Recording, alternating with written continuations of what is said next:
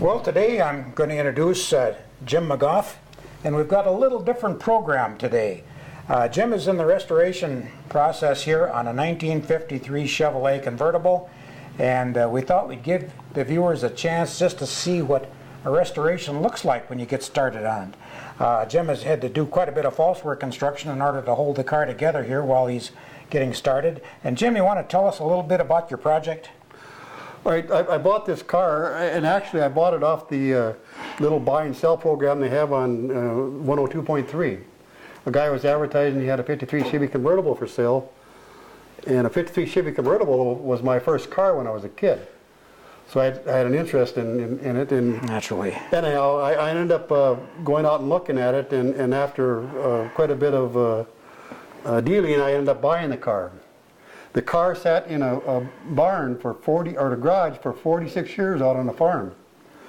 And the car came from Texas. It still had Texas license plates on it when I bought it. So it would have been virtually rust-free, except you'll notice this one spot right here, there's a little bit of rust down here. Well, what's that from is the mice.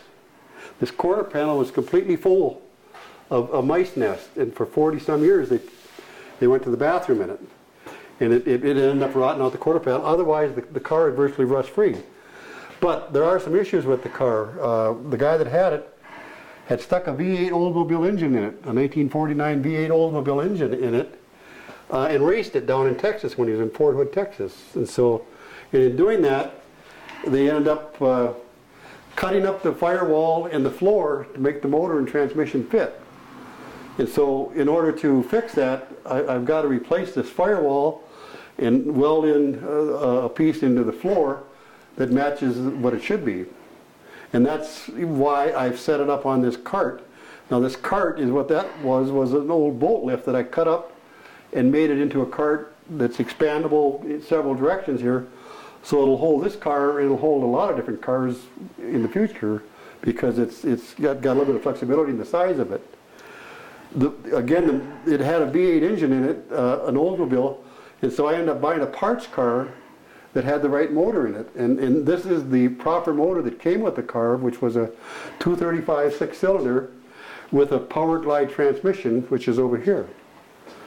And so this is the stuff that will go back in the car when I get to that point. As you can see, the car is off the frame, and the frame is sitting outside, which you'll see here in a little bit. And so I'm in the process now of drilling out spot welds on the front of the firewall, and I'll show you one here that this is a brace that's on the thing, and in order to replace the firewall you have to take the braces off. So I've drilled out all the spot welds so that I can take that off. And now what I'll end up doing is I'll be cutting out the bad parts of this thing, and if you take a look over here, you will see a car out of the firewall out of a parts car that will be going back in there to replace the one that's damaged there. So there's quite a bit of metal work in order to get that done. Well, a lot of people don't realize it, but when a convertible, when you take it apart and take it off the frame, it's almost like an accordion. Okay, Jim. Well, I think you've really introduced us to this. We're looking forward to see this project completed about in what's your program date? Well, I'm going to say it's going to be a couple more years at least, 2, maybe 3 years. 2 years. Okay, we're looking forward to see it completed, and we thank you, Jim, for being with us today. Yep.